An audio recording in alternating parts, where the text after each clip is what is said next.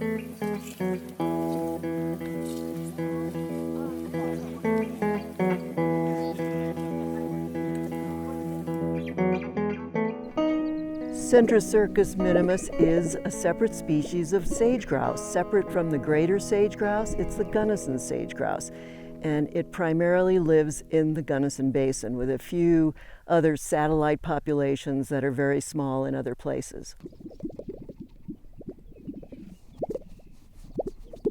The Fish and Wildlife Service listed Gunnison sage-grouse as threatened in 2014 because of the declining numbers. And that designation of threatened is very specific versus endangered. But the baseline importance of it is that we believe that the population used to be dramatically higher than it is. We know that there's been a dramatic decline. Historically, we were talking of tens of thousands of birds in single areas. They could die off a bunch at a time, get hunted dramatically, and they would be fine. But over the course of the last 200 years with land use changes, we've seen, development and changes in the way that we've worked the land reduce the amount of space that they have.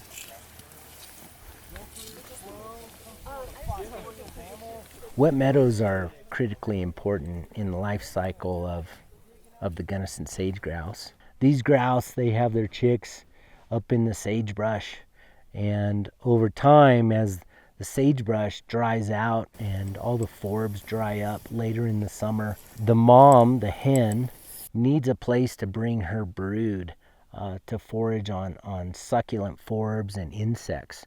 And that's where she brings them, down into these wet meadows. That's where we still have moisture, something to eat later in the system, in the season. If we can let those chicks put on some fat and get recruited into the next generation, so live through the summer and through the winter, then those birds have a really good chance of survival. We, I believe, owe it to them to really try and help them stay longer, stay as long as they can.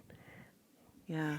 If you have the opportunity to see the bird, or even to know that you are sharing the landscape with the bird without ever seeing it, is really humbling to know that something that has lived here so much longer than us and has this beautiful and sacred dance that it does every spring, that we are stewards of that, and we get to ensure that that continues for our generation and future generations.